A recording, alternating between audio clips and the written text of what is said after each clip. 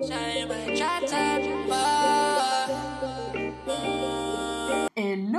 Nouvelle vidéo, on se retrouve pour parler des projets. Oui, ça change un petit peu du tourisme et d'autres choses, mais c'est pas si loin que ça. Je voulais vous parler d'un truc, c'est comment choisir les projets sur lesquels on travaille. Parce que c'est toujours un peu la question de j'ai des projets du type faire un site internet, rencontrer des wedding planners pour faire des partenariats, me lancer sur un nouveau réseau social, TikTok, LinkedIn, etc. Et comment on choisit sur quel projet on travaille. J'ai pris mon cas, je vais vous faire une étude de cas du coup sur moi comment j'ai choisi les projets sur lesquels je vais travailler cet été. Parce que l'été c'est le rythme un peu plus slow, on peut faire un peu plus de trucs. Et du coup, moi j'ai eu envie de travailler sur certaines choses que je repousse un petit peu depuis un petit moment. Et donc j'ai 2 projets sur lesquels je vais travailler cet été. Mais avant ça, je voulais vous expliquer comment choisir en fait le type de projet sur lequel travailler, parce que tous les projets ne sont pas les mêmes, tous les objectifs, c'est pareil, ne sont pas les mêmes et en fait ne vont pas avoir les mêmes résultats. Donc pour moi, il y a déjà cette différence à faire, c'est qu'il y a 2 types de projets. Il y a les projets sur les fondations, donc sur les fondations de l'entreprise. C'est des projets qui ne sont pas forcément liés à faire rentrer du chiffre d'affaires tout de suite. Et il y a les projets, moi que j'ai appelé la moulaga, les projets moulaga, donc les projets pour faire rentrer de l'argent.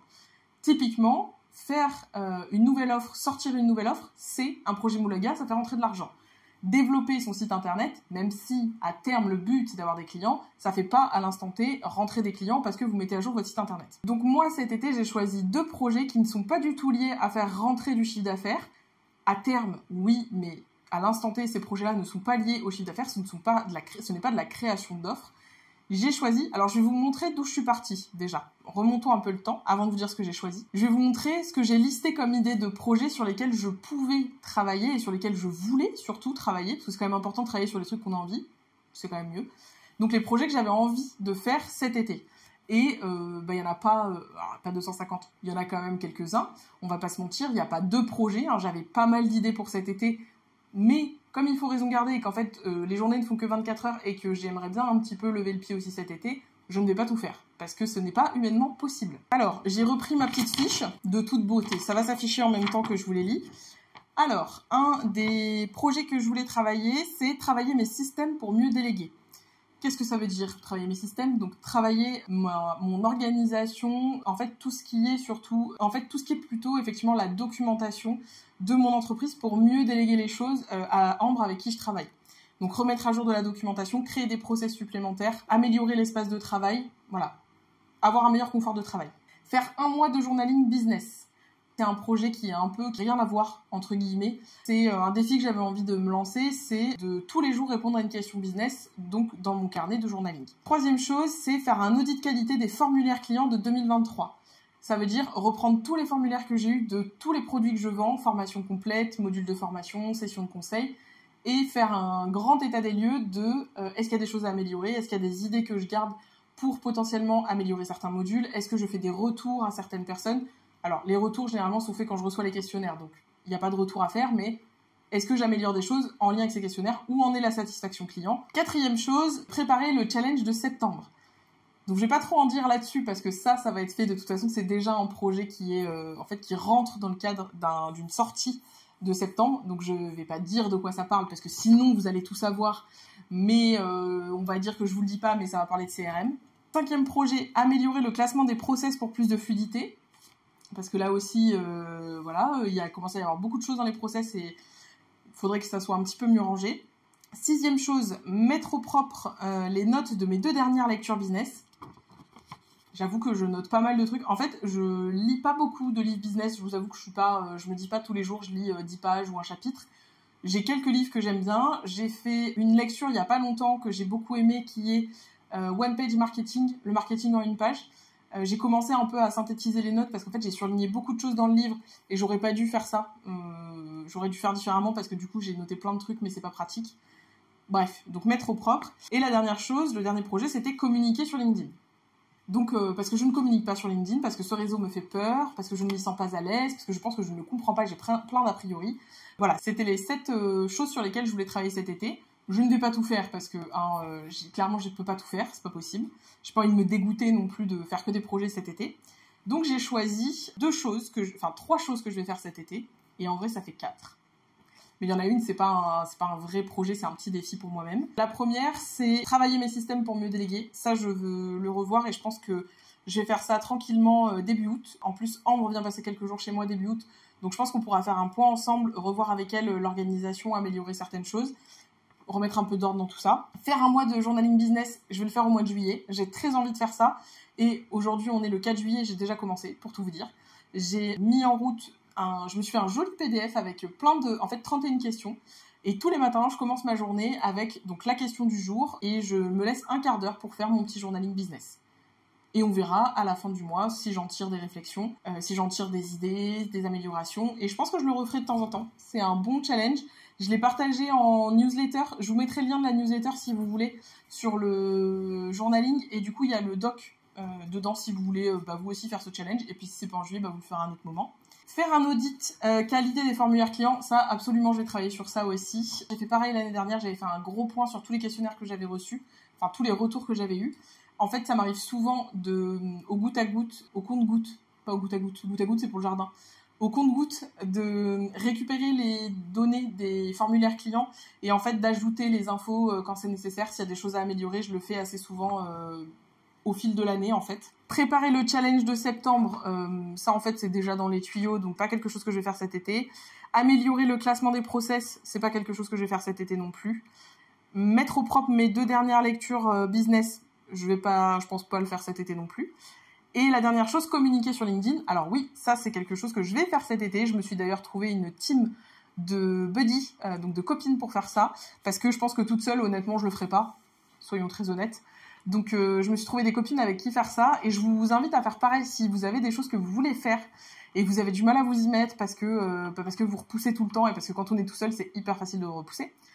Faites de l'engagement social, mettez-vous en binôme ou en groupe avec des gens qui ont le même objectif et travaillez-y ensemble. Déjà ça permet d'avoir plein d'idées et surtout ça permet de se motiver quand on n'a plus envie. Donc voilà, ça je vais le faire aussi cet été. Je vais y aller doucement, hein. Je vais pas arriver sur LinkedIn comme une balle à faire des posts tous les jours, pas du tout. J'ai d'ailleurs suivi le challenge email de Mathilde, LinkedIn Facile, c'est son compte Insta LinkedIn Facile. Elle a fait un challenge sur 8 semaines que j'ai trouvé trop cool parce que déjà sur 8 semaines c'est tenable et surtout parce qu'elle parle notamment du profil et moi je me suis rendu compte que mon profil n'était pas du tout optimisé. Donc j'ai commencé par ça et je vais travailler, j'ai déjà pris des notes en fait, des idées de choses que je veux poster sur LinkedIn où je me dis ça j'ai envie d'en parler. Et je vais y aller beaucoup au feeling je pense sur LinkedIn parce que c'est pas un réseau que j'apprécie forcément. Donc je me suis dit je vais y aller au feeling et on verra comment ça se passe. Pourquoi j'ai choisi ces projets-là parce que non pas que j'ai pas envie de faire rentrer de chiffre d'affaires, mais moi j'ai une formation en evergreen, donc en gros ça veut dire qu'elle est vendable toute l'année, il n'y a pas de période de lancement ou de rentrée. Ça me demande du coup de faire de l'animation commerciale toute l'année, passer par des appels découvertes, etc., créer du contenu. Mais bref, je n'ai pas envie de créer une offre cet été, c'était pas dans mes projets de créer une offre cet été.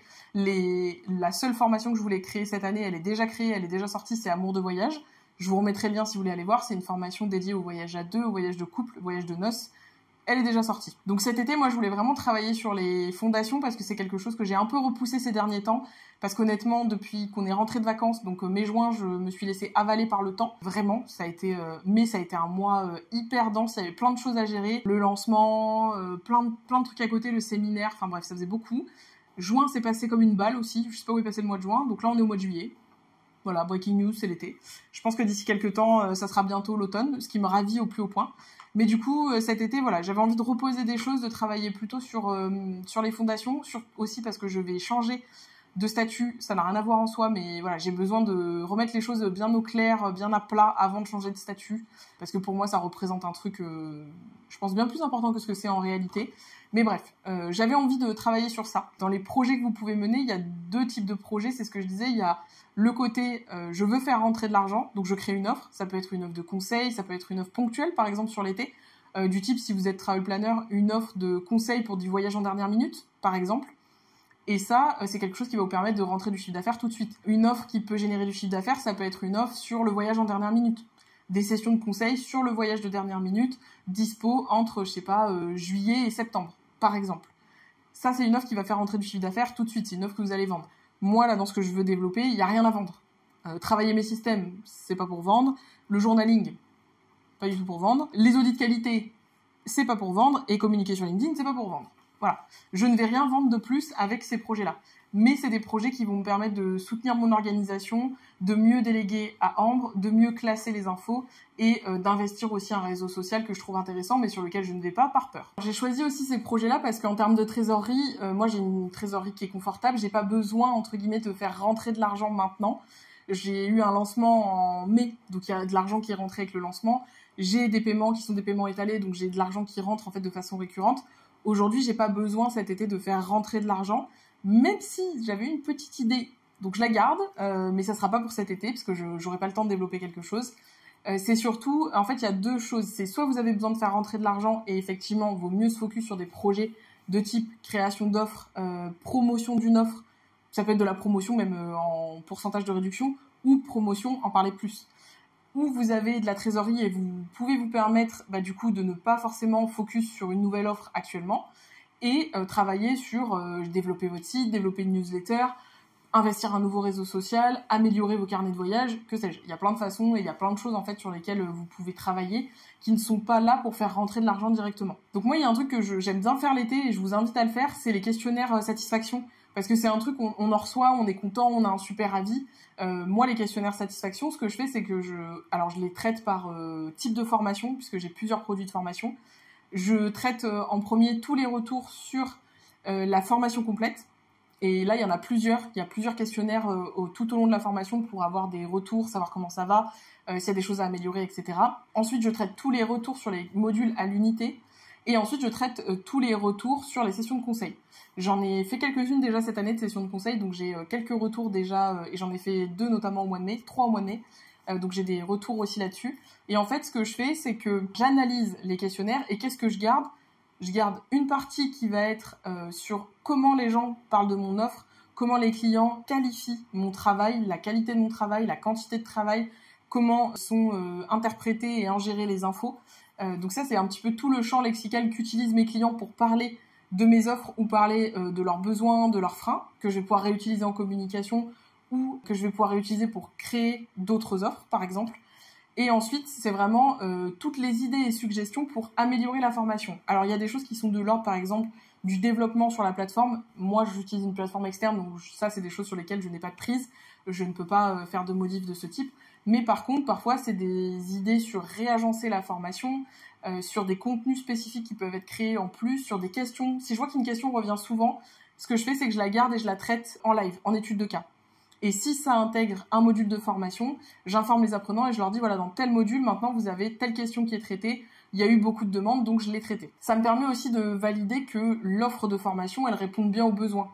Si, par exemple, je me rends compte qu'il y a, 10 fois la même question au même endroit ou à peu près au même moment de la formation, c'est soit qu'il y a quelque chose qui n'est pas bien expliqué, soit qu'il y a un point qu'il faut que j'approfondisse, soit qu'il manque peut-être du contenu, et à ce compte-là, je l'ajoute, moi, j'ai un espace de travail sur mes programmes de formation où j'ajoute en fait des compléments, des idées pour améliorer la formation. Parce qu'une formation, c'est vivant, ça s'améliore en continu. Donc si vous êtes comme moi, et même si vous avez eu que 2 clients, hein, peu importe, c'est important de regarder les questionnaires et de récupérer les mots utilisés par vos clients et vos prospects. Moi, j'ai aussi, par exemple, un formulaire à l'entrée de ma newsletter où les gens, en fait, je leur demande sur quel type de contenu ils aimeraient recevoir des emails, qu'est-ce qui les questionne. Alors, ils remplissent ou ils remplissent pas, mais ceux qui remplissent, ça me permet à moi de me dire, ok, c'est en lien avec la newsletter que j'écris, ça c'est cool, ils vont trouver ces choses-là dans ma newsletter. Ou alors, parfois, quand j'ai pas d'idée, ça me permet de me dire, ok, c'est souvent revenu, par exemple, sur les thématiques de l'organisation, me dire, je vais me faire une session de brainstorming et qu'est-ce que je peux aborder en organisation dans ma newsletter, par exemple. Donc voilà, comment on choisit ces projets d'été. Alors moi je vous donne ma méthode parce qu'elle marche pour moi. Voilà déjà. L'idée c'est effectivement de distinguer les projets qui font rentrer de l'argent, c'est-à-dire la création d'offres, et les projets qui font développer l'entreprise. Et moi c'est les projets que j'appelle plutôt fondation, où là, moi, c'est ce que j'ai choisi d'avoir comme focus cet été, parce qu'il y a des choses que je repousse, et notamment quand on délègue, je trouve ça important d'avoir des fondations solides, d'avoir des bases, et déléguer des choses, ça demande de mettre aussi du contexte, du confort pour la personne à qui on délègue, des process, des outils, et ça, j'ai besoin de le revoir, parce que je m'en suis rendu compte au mois de mai, les process et la façon de déléguer n'étaient pas assez optimales. Enfin, moi, je suis pas satisfaite de comment c'est fait. Ambre, avec qui je travaille, elle n'a pas de soucis, elle me l'a dit plusieurs fois. mais moi j'aimerais que ça soit plus optimisé, que ça soit mieux mis en place. Donc je vais travailler là-dessus parce que c'est un truc qui me semble important. Et l'été, c'est aussi le moment, c'est très souvent le moment où il y a moins de clients. Je pense à vous, si vous êtes travel planner, forcément, l'été, les clients sont en vacances. Donc, ils pensent beaucoup moins à organiser des voyages puisqu'ils y sont. Par contre, en septembre, généralement, il y a un repic de demande en septembre-octobre. Donc, c'est pas en septembre-octobre qu'on peut travailler sur le business. Honnêtement, l'été, c'est un moment beaucoup plus propice. Et si, par exemple, vous avez un projet que vous voulez mettre en place cet été, n'hésitez pas à me le dire en commentaire. Je sais que c'est pas évident de se motiver tout seul, de mettre en place des projets, de savoir comment on met ces projets en place, qu'est-ce qu'on fait, quelles actions. Déjà, c'est savoir qu'est-ce que vous voulez faire et à quoi ça sert dans votre entreprise. Est-ce que ça génère de l'argent ou est-ce que ça vous permet d'avoir des fondations plus solides, de développer votre entreprise? Voilà, donc si vous avez besoin de vous motiver, mettez-moi dans les commentaires sur quoi vous allez bosser cet été. Et on va se motiver. Je vous ferai certainement un point à la fin de l'été, savoir où ça en est, est-ce que ça a marché, est-ce que j'ai tenu ces projets-là. Je pense que ça peut être intéressant de vous faire un retour sur ça aussi, parce que les projets c'est cool, mais si on les tient pas, ça sert à rien. Donc j'espère que ça vous aura plu. N'hésitez pas à me dire en commentaire sur quoi vous allez bosser, si la vidéo vous a plu, et on se retrouve bientôt.